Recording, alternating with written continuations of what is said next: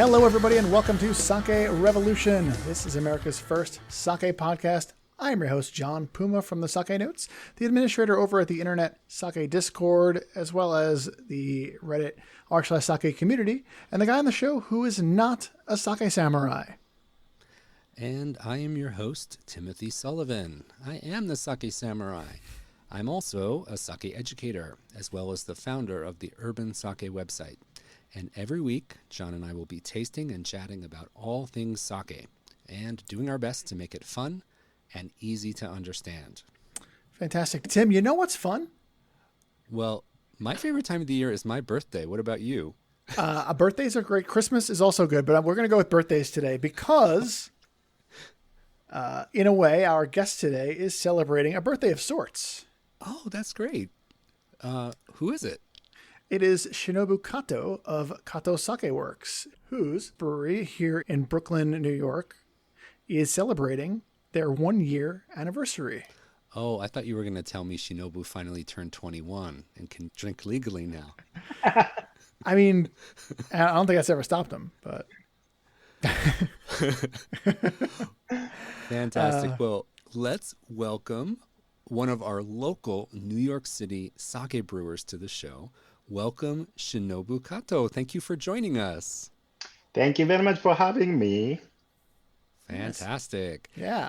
So can you tell us briefly how you got started with sake? Tell us a little bit, for our listeners who don't know you, what's a little bit of your journey from coming from Japan to opening a sake brewery in Bushwick, Brooklyn? How did you get started?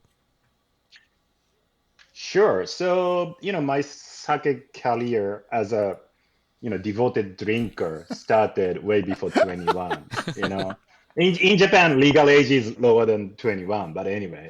So I enjoyed drinking sake, bad one, good one, cheap one, expensive one. And I moved to the US 2004 for, different reasons. I went to the business school and then also got a job in Tennessee. So I was there for like 10 years. I always liked sake, but once I moved to the US, it's hard for me to get a good sake that I used to drink back in Tokyo. And to me, sake was more like, it's a good drink. I enjoy that. But also at the same time, it's very approachable, accessible. So like your beer or wine here. And it's been hard for me to find a good sake equivalent to your like a local craft beer or like a local winery wine. So always I had a problem. Every time like I have a party, I cooked something like a very casual Japanese stuff and threw a party, but I didn't have anything to pair with. So I ended up serving craft breweries IPA or local wineries red wine or something like that. And then that's been my shame. So that's how I started making my own. Like I started making my own miso, making some other stuff, and then sake was one of the things that if I don't have, maybe I can try. And then first batch, I threw a big party for the pressing. We call it like a pressing party, and then it was good. It's not something that I probably would sell to you, but at least it was good. Anything handmade is good, right? That kind of good. And then I enjoyed doing that. I continued making batch after batch, and the people started asking me like, "Hey, Shinobu, I didn't like sake before, but this is the first time I truly enjoy drinking sake. Now I go to the Japanese restaurant, I can order some stuff and enjoy it. By the way, I'm having a dinner party with my parents. Can I buy a bottle?" That kind of conversation happened several times. And then that's when I started to realize that, hey, I've been complaining about the situation as a problem, but I might have a solution. So this might be a kind of thing that can help the situation. Oh, and then that's how I started into sake. That's great. So you've had your brewery open now for a year over in Bushwick. And have you found that your brewery has been increasing the local interest in sake? Is there anything that you guys do over there that kind of helps the locals discover it and have those kind of aha moments, those ones where everybody's like, oh, wait a minute, sake can do this? That's what I'm hoping. I think like typical customers that we have in Bushwick, they probably never been to Sakagura. Probably they've been to Decibel once. They like sake because it's cool, but they don't know much about sake. That's a kind of crowd that we are attracting at the brewery. And it's like a typical conversation is like, hey, I know you are open and I'm very curious what you have, but I don't know much about sake. And I'm like, okay, you don't need to know much about sake. I'll give you some samples. So try it. And if you like it, that's great. If you don't, walk away. And that's how we kind of start the conversation. So hopefully I'm making that kind of aha moment more in Bushwick. Maybe you need to randomly interview on the people on the street in Bushwick. Hey, what do you think about sake? Yeah. When I have visited the brewery, I've been there when people have come by and I've had the samples, and they always have that look on their face, like, oh, like they're always very happy, and that was always really nice to see. And that's, I think, one of the things that we like to say is that the biggest challenge is getting people to try sake, and having people walk by and see the brewery and be like, oh, what's this all about? Oh, sake. I don't know about that. And then having you pour them a couple of samples, like, all right, now they have been able to try it, and now they can make a decision. They can see if it's something that they want to pursue more, which I think is pretty cool. Yeah. Yeah, but I think that running a sake brewery that's open to the public like you do, you have people walking in off the street, I really view you as someone who's on the front lines of introducing sake to Americans. And you never know who's going to walk through that door of your brewery. In your opinion, based on the customers who come in and talk to you, what do you think is the biggest misconception or biggest problem with American consumers right now about their attitude about sake?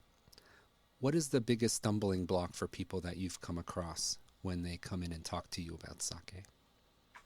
I think it's just an opportunity. They are curious.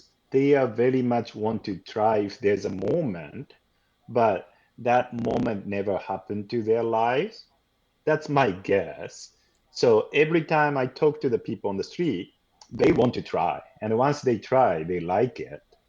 So there's no misconception. There's no, any barriers, but just that they didn't have a chance to walk in front of sake brewers. Yeah, if you pass by beer brewery, winery, there's hundreds of those occasions, and then chances are that, hey, let's try something. It's local, right? But that is not happening for sake. So I do not think they have any kind of predetermined misconception or whatever, but just that they didn't have a chance to try something good. So I've had the experience sometimes where I'm at an event and I'm pouring sake at a table, and there might be a couple, and maybe one person of the couple comes up and says, oh, I love sake. And then the spouse or partner is like folding their arms and shaking their head.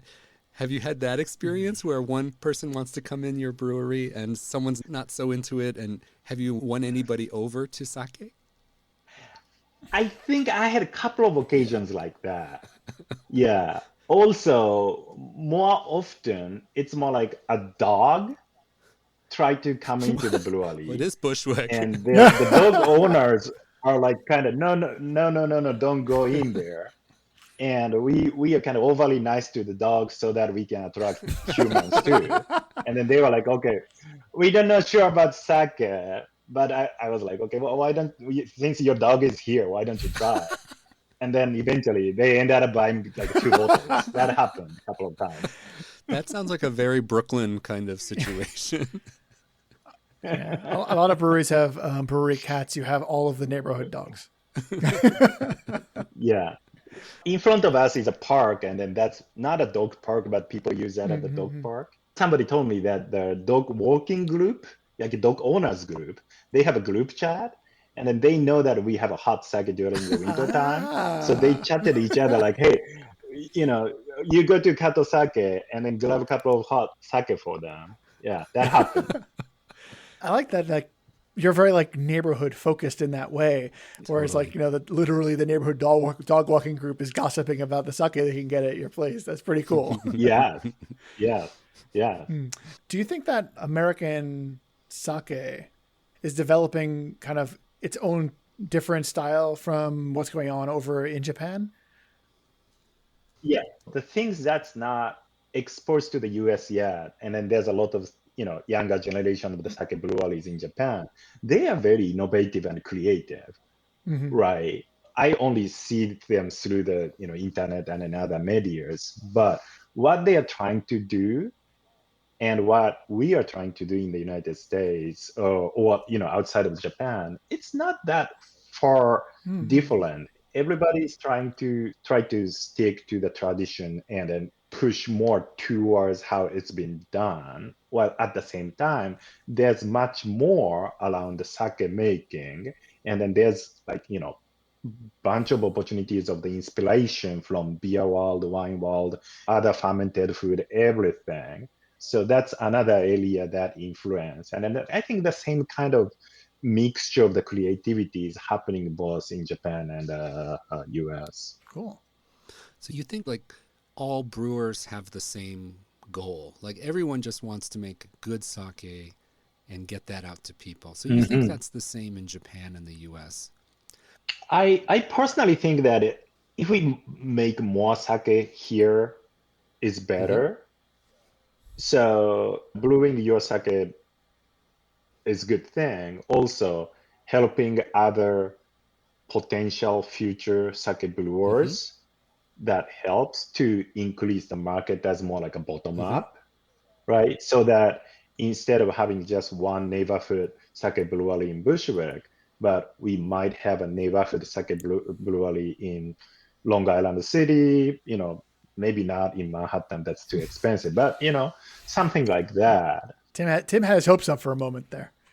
I think that helps to just increase the number of the opportunities for just regular Mm-hmm. consumers to access to sake. So you think that we need to have more breweries opening up to kind of reach a critical mass, to have Hmm. more Hmm. opportunities for people to stumble on a brewery while they're walking their dog or Yeah. while they're Yes. driving downtown in many cities. So you think when we have maybe some more breweries like yours opening up across the country, there'll be more Yeah. opportunity for getting that growth going. Yeah, I I think that think makes so. sense. We neglected to mention, although I guess one could put two and two together, that you're celebrating the first anniversary of the brewery, and it's almost the first anniversary of, or we just passed the first anniversary of when things really went into lockdown here in New York. So you've really been doing this whole thing without really being able to get out there. Just being supported Hmm. mostly by the people that are local to your area, and I think that's like really cool that the neighborhood is like literally is a neighborhood supporting you. It's a good story to hear in COVID times where you want to have something to kind of rally Mm, around. Yeah, that's very true. yeah. And then it was like people found us, people saw us opening, and then people that it's not in the best time to start the business. So everybody was so supportive. They come and then, okay, whatever you do, let me pay. I want to support your business. That kind of Oh. interaction. And then without having that supportive local neighborhood, we were not here. So, for those people that might not be in New York or might not have visited you yet, can you tell us a little bit about what your brewery looks like, how big it is, and also how do we reach you if we want to come and visit you in person? Can you give us a little bit of impression of the lay of the land of your brewery? Sure. So we are located in the neighborhood called Bushwick, and I'm originally from Tokyo, a part of Tokyo called Koenji, and then I kind of see Bushwick similar to Koenji. So it's nothing fancy, not like Manhattan or Shinjuku, but probably like 15 minutes from the city Mm-hmm. center, very residential in a way that there's more student, artists, or like older families, they live together with a lot of local small businesses, no major big brand restaurants or shops. So that's where we located. And our brewery is small. So if you can just think of any kind of sake breweries and slice that to half and then take like 5%, that's our brewery. We kind of joke that it's a New York apartment size brewery. I'm a type A person, so I like to organize things. So we try to utilize and then exploit every single square footage that we have. Yeah. So in a way, it's very New York, I think. Yeah. So what's the closest subway stop to your brewery? Morgan Avenue. Morgan Avenue. Yes. All right. And then Jefferson on L train. On the L. Great. All right. Well, if anyone has the chance to visit Kato Sake Works in Bushwick, if you're in the New York City area, I'm sure it's a wonderful thing to do on the weekend. And you're going to see some cute dogs, I think, too, if you visit at the right time. Cute dogs, murals, Roberta's Pizza, a couple more breweries. Yeah. Personally, I like riding my bike over to the brewery.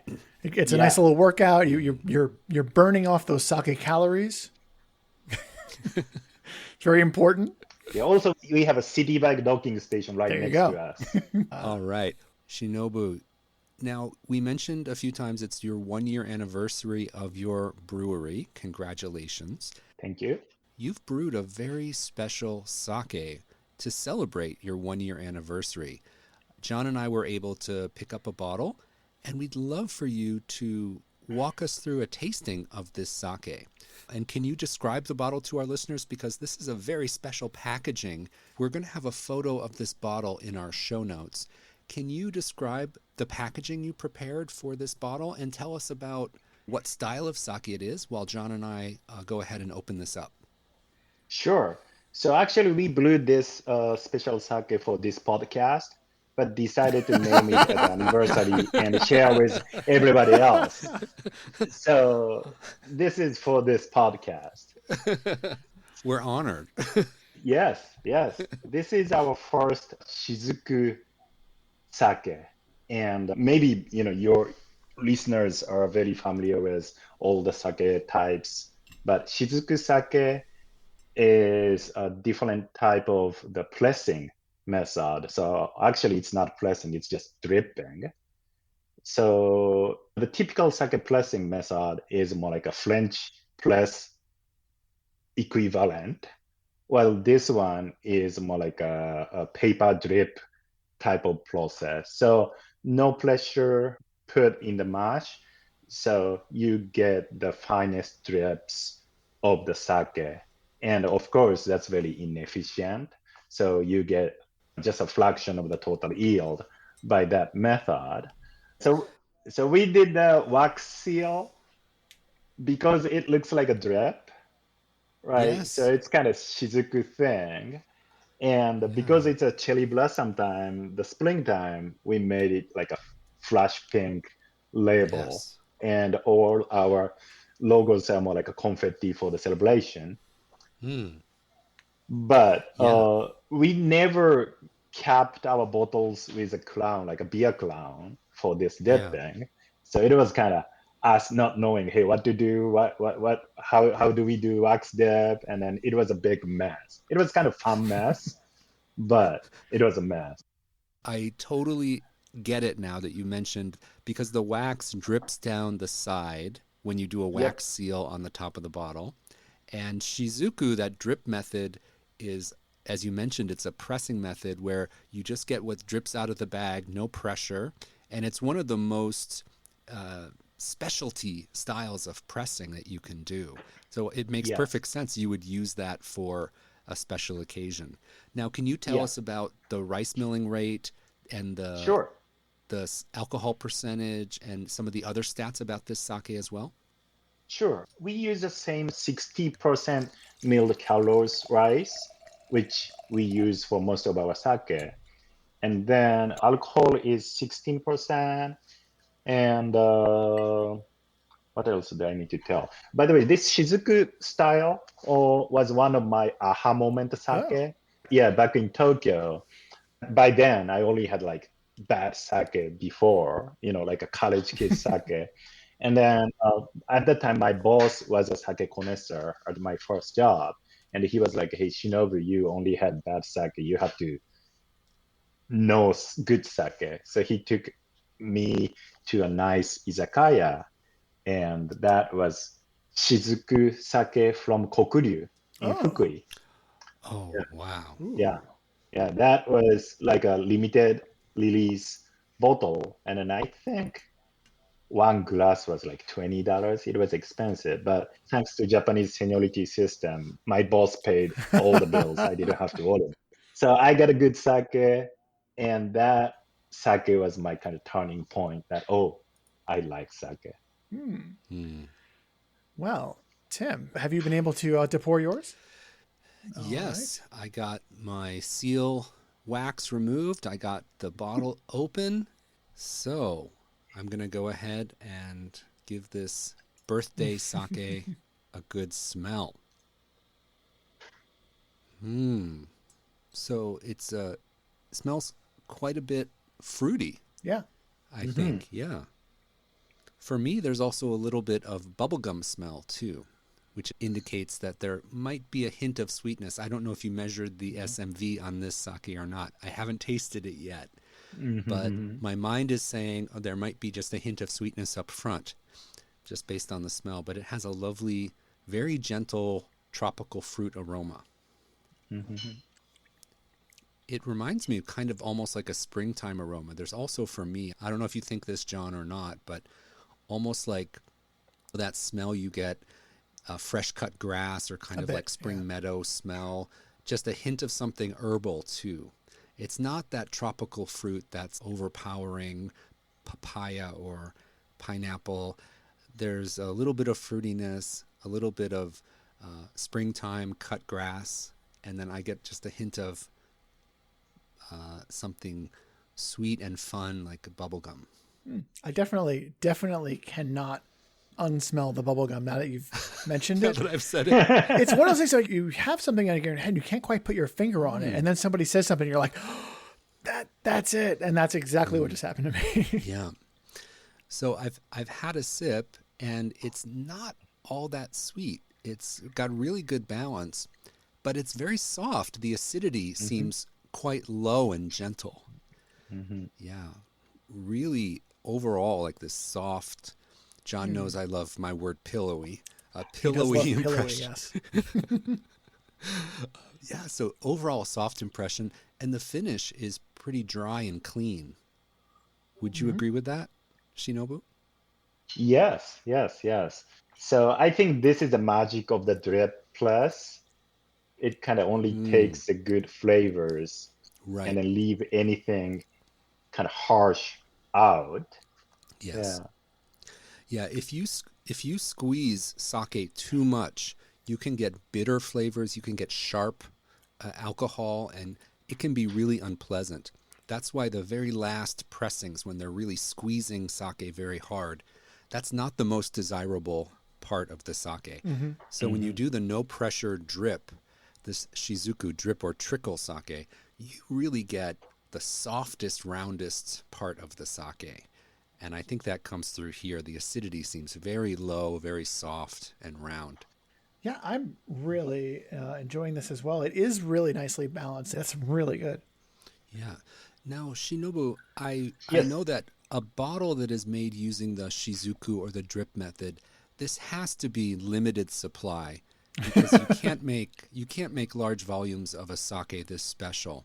So Yeah. for those listeners that maybe can't get their hands on this bottle we're trying, can you tell us a little bit about the other sakes you have in your portfolio?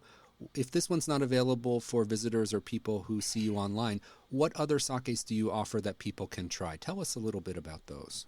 Sure. So the most popular one that we have is our regular Junmai, and 60% calories. Or technically, it's Junmai Ginjo, but we just call it Junmai for the simplicity's sake. Smooth, clean, and more like all-rounder to pair with anything from Japanese to non-Japanese. And then we do have a Nigori sake from the same Carol's rice. We took the cloudy portion of the initial or plus, and then separate that as a nigori. So it's a little more drier than like a typical nigori, and then less thicker. So it's probably like a little bit usu nigori, or more like a kind of alabashiri kind of one. So that's another popular one. And then it's because of the creaminess of the texture, people like to pair that with like a spicy food or something like Thai Mexican. And then we do have unpasteurized nama, so much stronger, bolder, louder flavor. And then I always tell people that this is a loud sake, so you need to have this with loud American food.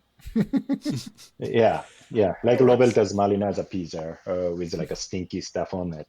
Those are the three regulars.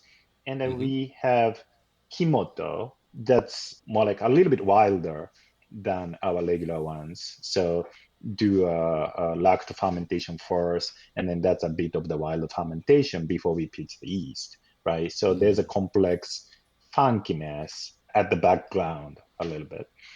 Also, we make milling based on our sake, so that's kind of fun stuff that many people knows about milling as a cooking sweetener.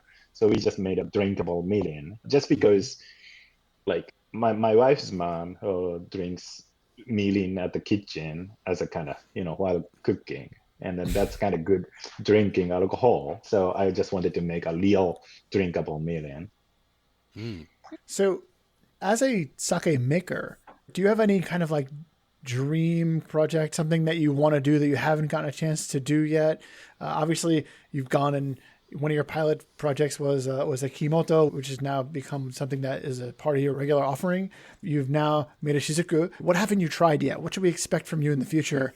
So always our limitation is like a space, equipment, time, and another stuff. And I probably have a list of like 20 things that I want to try. So just a few things. Yeah, just a few things. And then 20 things within the boundary of the traditional sake making, and then also outside of the boundary of the traditional sake making things. So as time allows, we'll continue doing that. But just to give some ideas, like different type of yeast, right? Mm-hmm. Different type of sake yeast, as well as non-sake yeast, right? Okay. Yeah, that's interesting route to go. Okay, different type of rice, of course, but also different type of non-rice grains, right? It's a source of the sugar. So you can use Koji's enzymic power to saccharify any kind of grains, right? That's how our fermentation chefs are doing. So there's a possibility to do that, something other than rice, although maybe that's not called sake anymore. Technically not. Technically not, right? So there's a bunch of different ways to do that. And then we did Kimoto. There's a different way to start motos, as you know. So traditionally, and then also there's a lot of inspiration from other fermented beverages as well. So that's another route to explore. So you don't feel constrained by the rules and regulations in Japan, because they have very strict rules about the ingredients you can use and the raw materials you can use. So you're thinking outside that box, and you might make some, sounds like some pretty interesting stuff in the future. Is that right? Yes. At the same time, I still have my, old textbook of sake making from like, hundreds of years ago. And then there's a lot of recipes that I wanted to try. Kimoto was one that's more popular now, but there's a bunch of like the predecessor of the Kimotos, for example, that with the modern techniques, I think you can try to make it. But again, that's another time and equipment constraint. Yeah, that sounds fantastic. Yeah. Could you tell us, for our listeners who want to learn more about your sake, or maybe buy your sake or visit you in Bushwick, Brooklyn, can you tell us the best ways for people to get in touch with you and come visit you? Sure. Maybe you can go to our website, katosakeworks.com. And then also we are quite active on social media like Instagram.